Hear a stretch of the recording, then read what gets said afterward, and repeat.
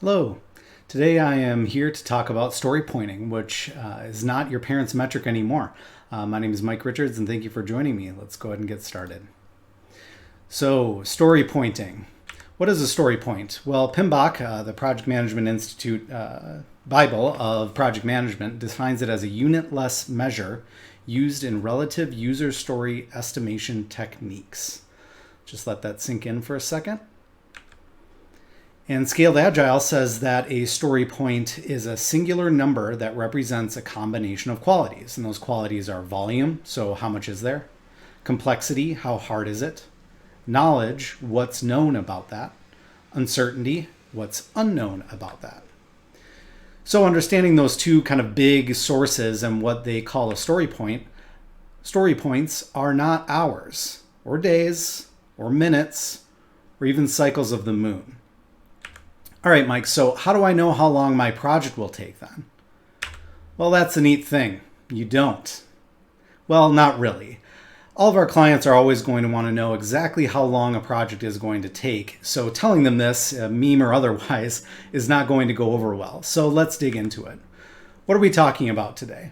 Well, my name is Mike Richards, a consultant with Cognizant Soft Vision. I've been in the agency space for a little over 8 years, and I've had conversations about story points with teams and with clients dozens of times, and I expect them to continue to change as we learn to grow in agile software development. So today I'm kind of talking about that same talk that I've given those teams and those clients over those years, that has been modified to suit what works well, what doesn't work well, and I'll continue to modify as I go through my career. The value of story points is really important, and I want to walk through that. Then we also want to talk about how to still hold people accountable to time spent on stories so that we can learn lessons for things that take shorter or longer than we estimate. Then we're going to move on to story pointing methods. So some methods of doing story points, there's millions of them. I want to cover a couple of easy ones that I've found success with. The first is by experience and dependency. The second is by comparison. Thirdly, we will talk about timeline projection. So those clients, they're always going to want to know how long a project is going to take. And we want to be able to tell them. And we also want the team to understand when they're going to be making those big deliverables at quarterly or annual or however that organization does deployments.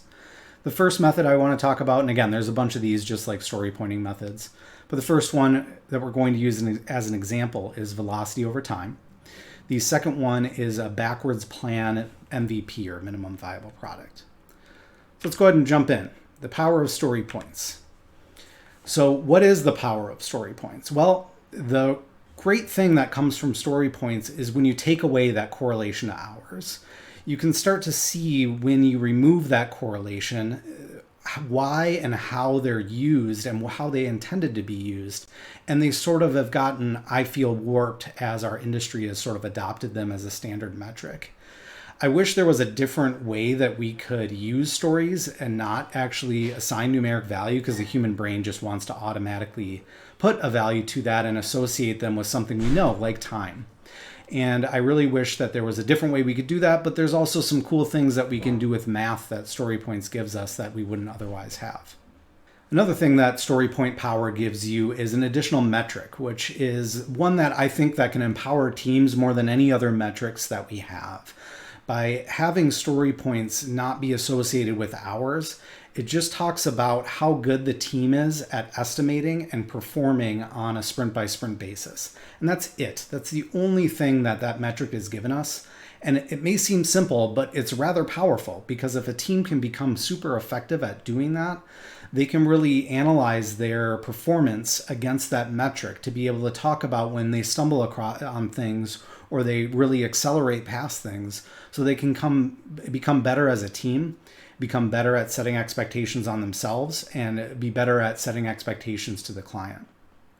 And by helping the team understand what they can commit to getting accomplished via that sprint or even several sprints, it's really powerful. It gives them that ability to know, well, we've been able to perform at this level of velocity before.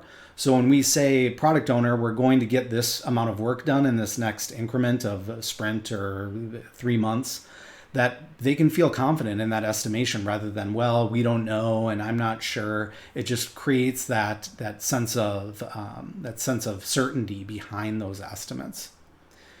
Another thing it does is it ensures that we break down complex problems. So when we story point things and we start talking about, okay, what point value should we assign this thing?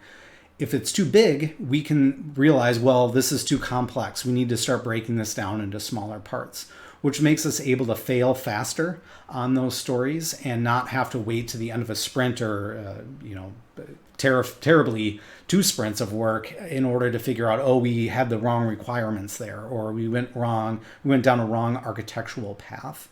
It really gives us power in that ability to just look at something and easily identify this needs to be made in smaller chunks. And the last thing, of many that I want to highlight at least about the power of story points is it helps us in retrospectives. We can look back at user stories and for that sprint determine, were we right, were we wrong, were we over-aggressive on estimation or under-aggressive on estimation, and it allows you to sort of call things out as a project manager or scrum master to get the team to start talking about those things, and not to feel bad about stuff, but to feel good about it. Let's learn the lessons. Let's actually iterate on our practice, which is what Agile is for. So just several different things that you can use to have the power of story points. So how do we capture the intended value behind that? Well, the first thing that we can do is set expectations with the client. And I'll get into that with more detail later, but it's super important for the client to understand that you may have been used to story points being hours. Well, that's not how we're using them, and this is why. And explain to them the power of story points and why it's more valuable to disassociate them with time. And it's going to allow them to allow the team to perform at a much higher level than to just associate them with 1 point equals 1 day of dev time. Another thing that it does is if we're able to set a baseline rubric at the beginning of a team pointing things, it allows us to have a level playing field, that we're not using hours anymore. So we need to sort of set a level playing field again on how we're going to point things. And that's super important, and that helps us capture that value because we, again, kind of aren't talking about hours. We need to talk about something, and we want to set that baseline rubric. As soon as the team becomes consistent with story pointing and they don't need that rubric anymore, we can discard that.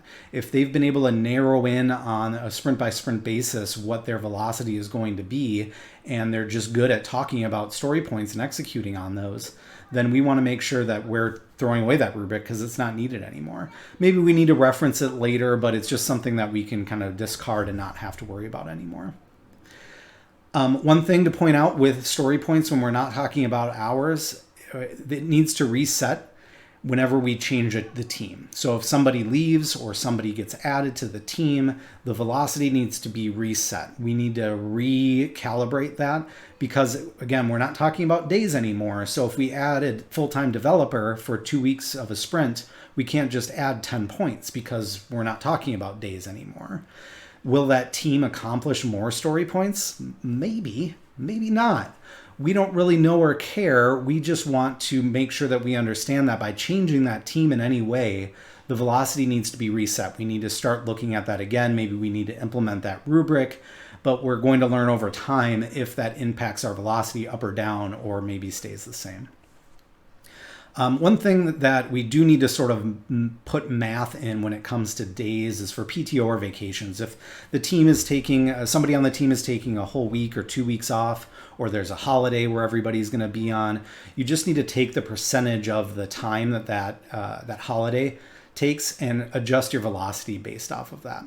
And there's a lot of other reasons and ways you need to adjust velocity, but I just wanted to talk about that one because that one is loosely related to days, and I just want to make sure I'm calling myself out on that sort of caveat. So given that we're removing days from story points, we're removing hours from story points, how do we still hold people accountable to time spent? Well, if you want to, maybe you don't. ask yourself, why do we need to track hours on this team? Sometimes there's legitimately good reasons for that. If the team is new, if the team has been struggling on hitting commitments when they previously were able to hit commitments, if you're having some kind of churn within the team, that there's some conflict, or that maybe some people are being added or removed from the team, or if you as a project manager want to do that, I have nothing against that. But I think we need to sort of analyze why. Why are we wanting to hold people accountable to actual time spent on tickets? And if there's good reason as a team, by all means, go ahead and do that. The best way to do that is using your tool of choice, whether it be Azure DevOps or Jira or whatever. They all pretty much do the same thing now. And they all should have subtasks as part of stories. You should be utilizing those anyway. And all of those have the ability for them to enter in hours on those. Now, those hours should never be compared against story points or any sort of mathematics there. They're two completely different metrics that maybe, again, you need to measure or you want to measure, and great, go ahead and do that. But don't bring them together in some way. Don't do some calculus to compare them together, because, again, we're separating those completely. So as part of those tasks, you want to make sure that you're estimating the hours on them, that you're burning them down daily, so you're changing the values in those on a daily basis. You can also use them as an additional metric to ensure the total number of hours that you have on a sprint on the subtasks don't exceed the amount of hours that the team will be working. Typically, the magic we use there as a developer has about 6 hours in a day to be able to do development. The other 2 are maybe doing code review, meetings, all those types of things, context switching, that type of stuff. So that's just a good rule of thumb to use. You want to always make sure that you're inspecting these metrics, that you're always improving the process.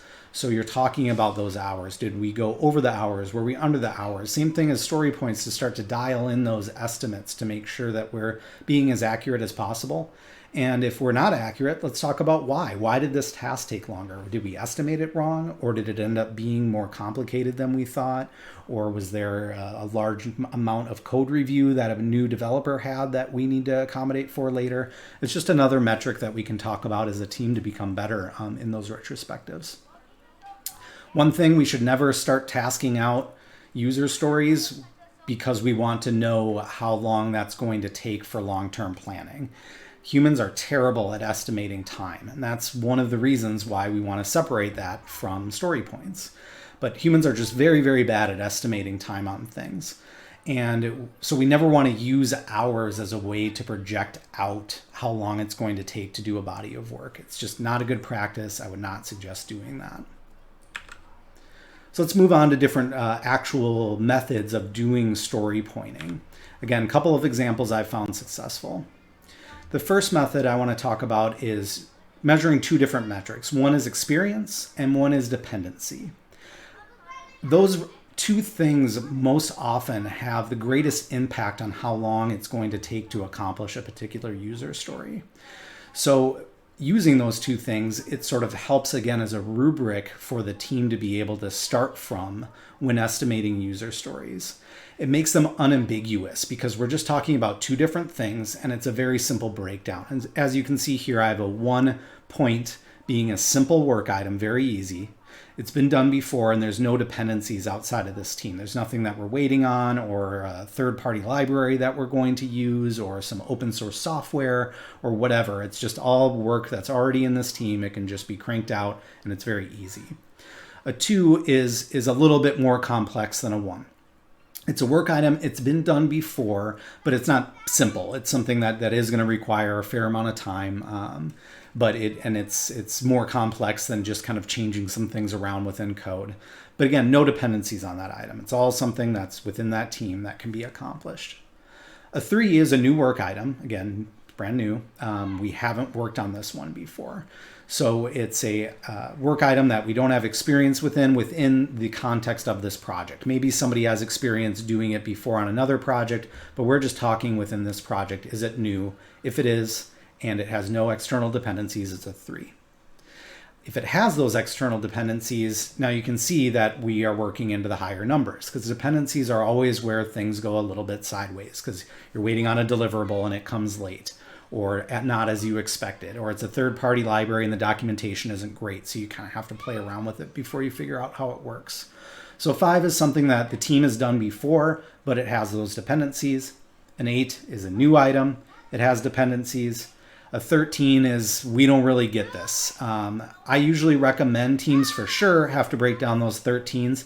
Even those 8s, let's try and break those things down. Is there a way we can separate out that dependency so that we can move that down to a 3 and a 5, for example? So it's a new work item that doesn't have dependencies, but it's a work item that has dependencies. So there's ways that you can break that down, and I suggest 13s for sure. 8s, let's take a look at it and see if there's a way you can break that down. So the second method I want to talk about is comparison. Again, another rubric that we would set at the beginning of a project. And we would start by picking a very understood story. So design, development, QA, product owners, everybody understands exactly what this is asking for. And there's little to no risk associated with that. There's no dependencies going on. There's no, well, what about this? It's just something very straightforward that the team understands. Pick that story, assign a value that makes sense to it. Try and pick something that's in the middle because we're going to use this to compare other user stories to. So like a 2 or 3 or 5, and just kind of talk about what feels right as a team to do that. And then use that, pin that up on the wall, virtual wall, as something that we're going to compare all of other stories to. So is this more or less complicated than this particular example story? So is it something that is less complex? So it's a lower number. More complex, bigger number. If there's some ambiguity there that we need to work out, that's a good discussion point to have. So again, another rubric that you can set that is oftentimes successful. All right, another common question that you're going to ask yourself and product owners are going to ask, how do I increase velocity? Well, that's the neat thing. You don't. Velocity isn't something that you can move up or down by doing really anything. Velocity is a metric that measures how far the team can get in a given increment of time. If you need to accelerate the throughput of that particular team, you can do different things that will move that velocity up or down maybe, but it's not mathematics that you can do. You can't just, let's add another dev and let's do some math to figure out how we'll increase that velocity. It's not what story points are. What story points are is they're measuring the velocity of the team over time. If that team changes, you're changing the equation there. So velocity is thrown out the window. Will we try to improve it by adding more people? Yes. Or will we try to add another development team and be able to produce more? Yes. But that velocity metric, it changes when you change that team's makeup. So now let's talk about different ways that we can project timelines. Again, a couple of examples. Some general rules of engagement when you're talking about timeline. The first thing that I'd like to do is talk to our stakeholders about our product owners about their role in timeline. And oftentimes product owners will impact that timeline if they don't recognize this analogy that I like to use, which is that our pods, our teams, are like a sports car. I found this picture of an Audi, so let's talk about an Audi. They're a very high-performing vehicle. They can run very fast, very consistently over very long distances. However, that Audi needs gasoline. It needs very high-quality gasoline, and it needs a lot of it. And in order for that team, that Audi, to run at that very fast speed over long distances, it needs to have quality gasoline. You can't put just regular unleaded in it. So we need quality user stories from that product owner. They need to be delivered in time for the team to be able to ask questions, to be able to modify those user stories, break them down if needed. And they need to be extremely well understood at that first iteration, so there isn't a lot of churn on the team when they would rather be doing the development work that we need them to do if they're having to go back and be like, well, this needs a lot of modification, this needs a lot of help. And also it needs gas too. If it doesn't have gas, it's just sitting idle, and that's the worst way to use a car, is to just have it sit in the garage and not be used. So if product owners, not only are they not able to get quality gasoline, but enough gasoline, that car is going to sputter along the freeway. So we need, again, that rich backlog that is very well fleshed out. 2 to 3 sprints in the future is usually the target that you want, that they're good and ready to be viewed and discussed as a team. So those are just some good general expectations to set with those product owners. With the team, we need to equally set expectations with them. We need to constantly be improving our estimation process. We need to be analyzing that stuff on a sprint by sprint basis. I find that pods and groups are often really not great at doing retrospectives when they need to look at each other in a way that makes the team want to improve, that they are going to be constructive in how we can get better on a sprint by sprint basis. And that's something that we need to do as a team. And then lastly, again, kind of level setting those rules of engagement.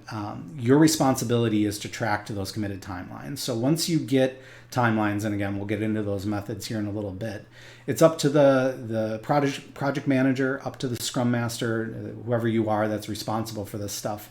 You need to track to those committed timelines. And if you're starting to fall out, you need to start talking about them. Bad news doesn't get better with age. Let's talk as a team, include product owner, client stakeholders, executive stakeholders, whoever you need to start to work out those problems so you can mitigate those timeline slippages as soon as possible. A good way of getting timelines is to be able to do a workshop method.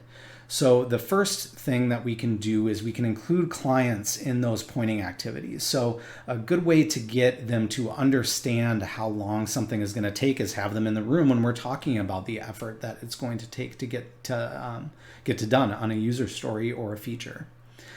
So in a workshop, we want to make sure that we're having the client there. So if we're planning out a large release and we need to understand what timeline looks like for that, let's include the client. And let's start to define and estimate at a feature level. So let's get those features fleshed out. Let's understand them as a team. And let's start to estimate those features. The best way to do that, I find, is by that comparison method. So let's pick out a feature that we all really know and understand, that the team can say, we should be able to do that feature in one sprint. Then use that as a comparison to other features. Is this one more complex than that feature? Is it less complex with that feature? Does it have external dependencies that we need to resolve? So that you can start to flesh these things out. And we have a great talk that we can reference about how you can do this workshop that Magenic did, that I'd be happy to share with you if you're interested. The last thing we need to do is add padding based on a degree of confidence that we have on this. So we want to take everything that we've estimated and we need to add some padding. And that's what we need to call it, because that's what it is that there's unknowns and they're always going to make things take more time, not less. That's software development. We've been in this for a long time. We should be able to speak to that. It may be hard news to swallow, but we need to do that. So based off of how confident we are in those estimates that we did, we need to add some percentage on top of that to be able to accommodate for those unknowns. What that percentage is needs to vary based off of that confidence. If we went through all the features and everyone was nodding their head, very understood, clear, concise, then maybe it needs to be something like 10%. If it's something that there was a lot of head scratching and we had to just sort of get through it and we barely did, maybe you need to add 20 or more percentage on top of that. Talk about it as a team and make sure that everybody understands it before you commit to any sort of timeline, and understand that this is what we're committing to. So the second method that we want to talk about is a backwards plan from an MVP. So MVP is minimum viable product. And the first thing we need to do is we need to make sure that everybody understands what that means, because it means a lot of different things to a lot of different people. And that's an entirely different talk that, who knows, maybe I'll give someday. But it's just important for everybody to understand what that means and to document that common understanding so that you can reference back to it, because unfortunately you're going to need to, because scope creep happens. And we want to make sure that we are all very clear on, when we did this minimum viable product, this is what we said that meant. And is this thing that we're trying to add really meet that criteria that we're looking at? Because we have to be very careful about adding things to our scope if we're going to use that minimum viable product definition. Then once we have that, we can use that workshop or some other way that we were able to get velocity, and we can start stacking features backward on that. So you can start with the last stories, the last features that need to be done, and start to stack those backwards. And the reason why I don't do that forwards is the dependencies are a lot easier to work out in a backwards fashion than they are in a forwards fashion. And that may not be entirely clear. Try it, see if it works for you. It works for me. I really like working in that backwards fashion when we're talking about a product increment or some larger than a sprint type of planning activity. So, do you have the power? I hope from this short talk that you're able to understand where the true value of story points are. We covered what those are, and I hope that you're able to take that cycle of the moon concept, the hours and the days from user stories, and completely separate that out when you're talking about story pointing, so that you can capture some of this intrinsic value that we have inside of story points that PMBOK and Scaled Agile and the Agile Manifesto and everybody that intended this thing to work in a certain way never wanted this to be associated with hours. So let's stop talking about hours to story points, and let's try and figure out where we can talk about story points, where we can talk about velocity and get things aligned in a good way. If you have any questions, feel free to reach out to me directly or add a comment in the comments. I'd be happy to answer any questions that you do have. Thank you so much for your time and interest in this topic, and take care, stay safe, and all my best.